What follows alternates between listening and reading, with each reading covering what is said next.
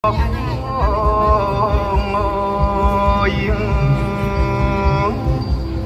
ทธศักราช2325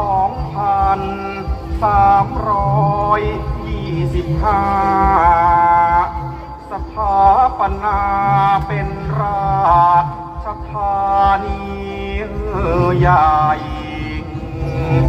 ยกเสาหลัก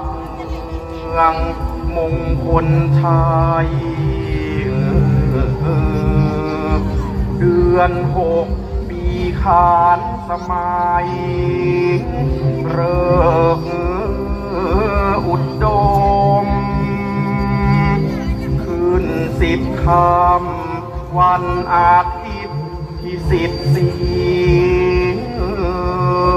14รัตนโก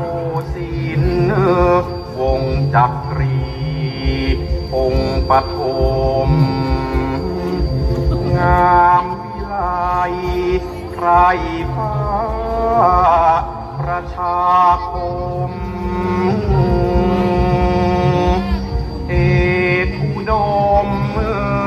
มาลางมาเลืองงามเรืองรอง